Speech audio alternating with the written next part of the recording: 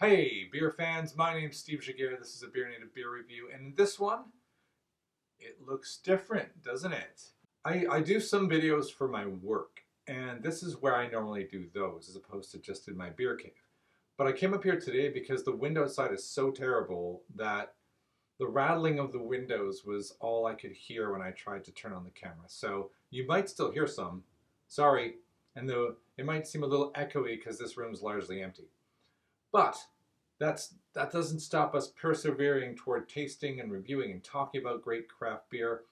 Or maybe not so great. I'm really uncertain about this one. I've seen it around Reddit, Facebook, social media, Instagram. It's been one of the most photographed and, I'd say, displayed or questioned or raised one eyebrow about beers over the past few months since supermarkets in the UK started stocking a larger variety, and this is one of them. The beer is from Northern Monk. Northern Monk is yet another, I should say, amazing brewery from Yorkshire, up north from me. I'm somewhere in the middle of the country, and it's got a great reputation. It's got a great core range. It started in 2014. It got even bigger in 2017. They've obviously cracked the supermarket scene, so they're just, one step after another, getting bigger and better all the time and producing some really stupendous beers. I've got another one down in my fridge right now called Transient, which is a double dry hopped IPA I'm really looking forward to. But this one is weird. Let's take a quick look at it. Oh, here we go. What am I talking about? I don't have the beer cam here. I have the other cam. Hey, other cam. I'm going to grab the beer now. And I have a very clear wine glass. That's for a reason. Now I'm going to show this beer not to you, but to camera 2. Check it out. So it's Northern Monk, Twist Edition, Guava Have Faith. Something I want to call out right away is that it says Guava and Passionfruit IPA. Guava Have Faith, Northern Monk, Twist Edition. Nowhere on this, nowhere, I read it, I don't have to reread it, does it say Guava and Passion Fruit Sour IPA. But I went to the website, take a look. Yeah, it's got a different name there. If I hadn't done my homework and looked on the website before I bought this, I would be convinced that I was buying a really juicy, delicious guava fruit IPA. That's not the only thing that makes this a bit of a mystery. Or, I don't know, I think I would mark them down on packaging for that because, yes, it does look, let's take a look at the label again. It does look very nice having that text below the other text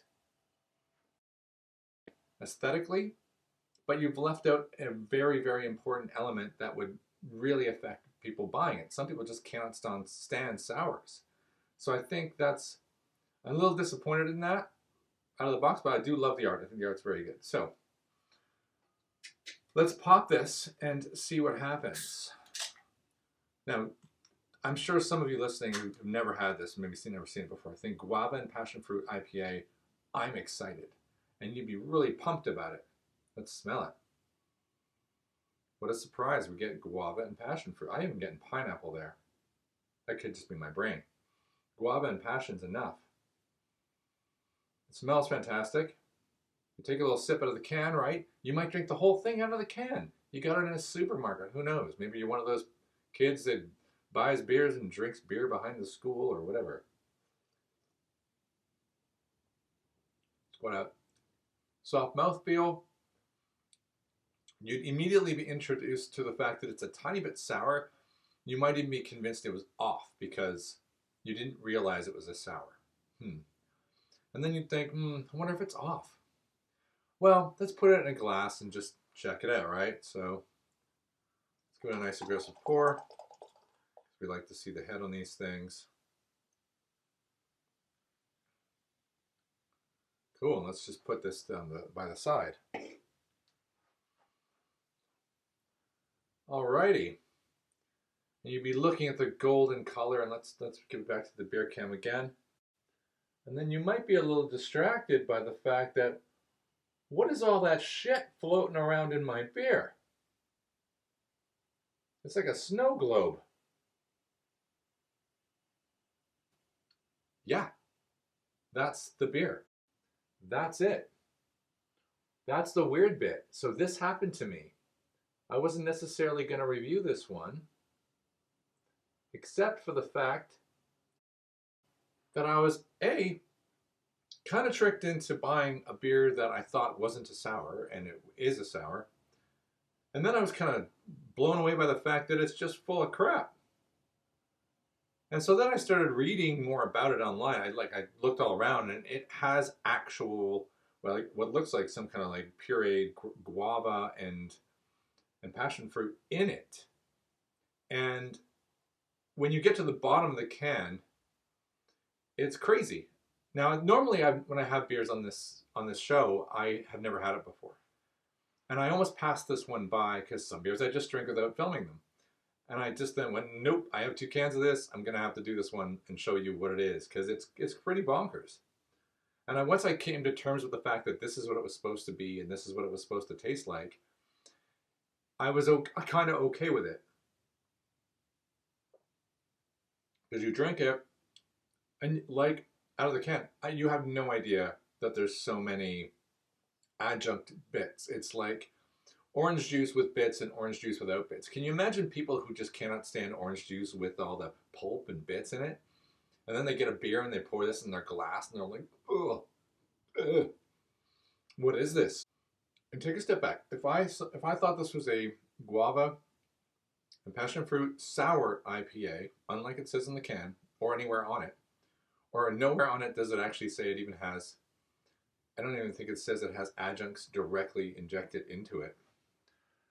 I know I read the can 20 times, but I'm pretty sure it doesn't say that. No, it just says Twist Edition, which is, I guess that's the twist. Ha ha. I would have just read the hops, the Citra, Mosaic, and Columbus, those are the hops. And I would have thought it's legitimately somehow magicked in there, a strong passion fruit and guava.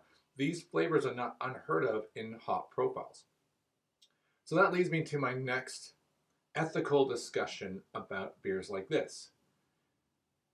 Now, I know the modern craft era isn't exactly adhering to, the German Purity Act or the Bavarian Purity Law or whatever it's actually called, where the 4 ingredients and only 4 ingredients. You can stick whatever you want into beers, particularly sours. But to just throw fruit straight into it is interesting. And I'm gonna do a separate one, what makes beer great episode, where I talk about fruit or adjuncts, but specifically fruit.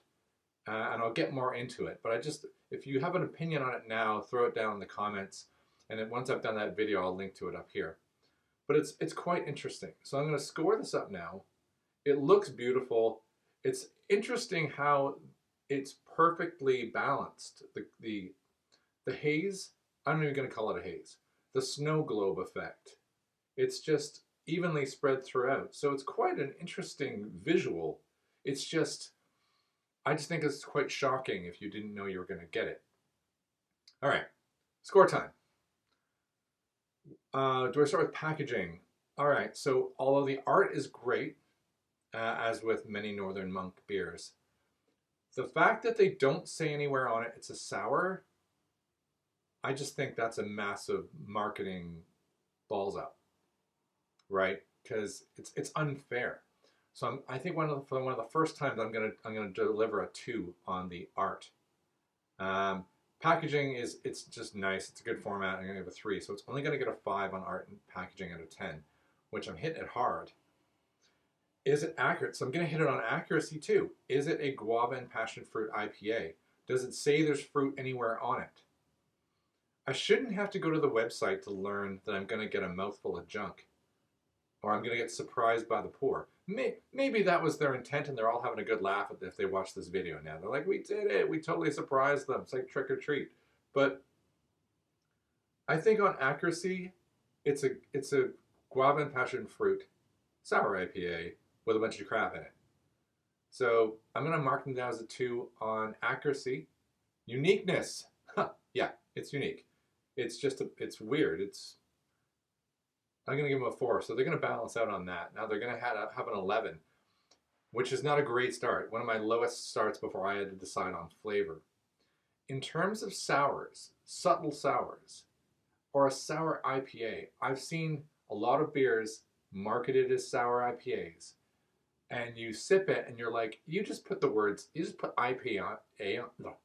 You just put the words IPA on there, so I buy it. So I buy it. And it isn't, but this kind of is, but bordering, right? It's a 5.4%. It was in, I think it was the 4 for $10, so it's like £2.50, so it's super cheap, right? Like for a craft ale of that size. But its alcohol level isn't in the IPA range, and it's not sour. So, I don't know. Do I like it? Where it's going to crawl back is like, I do like it. Someone gave me one, maybe one. Like, I don't hate it. I'm not going to give it a 4 or a 5. I really want to get a beer I hate on one of these shows. You tend to just avoid them, right? I'm going to go for a 7. So that's going to end up with an 18 out of 30, which is going to be like a 3.25. It's a nice experiment. It's a nice twist. It's an all right beer. It's pretty good. I don't think a sour lover would think it's a little light, but not bad. I don't think it really hits anybody's exact tastes. It's too bland for a sour lover. It's not an IPA for an IPA lover. It doesn't say it's a sour IPA. It's like it doesn't know what it wants to be other than like kind of a weird freak show of a beer. So I think 18's total is pretty generous. So it's going to be a 3.25 on this. And you'll notice I switched cameras and the sound just went a little weird. I just ran out of space on my memory card and it just stopped recording. So I just thankfully turned to the other camera and I'm finishing here. So weird one. Let's grab it one more time. Here we go. Guava Have Faith. Chunky, let's call it chunky sour guava passion fruit surprise. Not so much an IPA. That's my assessment of it. I'm Steve Giguere. This has been another BeerNative beer review. Kind of a really weird one, but fun one. I'll give it that. Thanks for the surprise package, Northern Monk. If you like these videos, please subscribe, hit the bell, do the thumbs up stuff so that these kind of videos show up when other people are looking for great information about craft beer. Thanks for watching. I mean, really, just look at that at the end. This is the end of it. Look at that. Oh my God. Thanks for watching. Like and subscribe.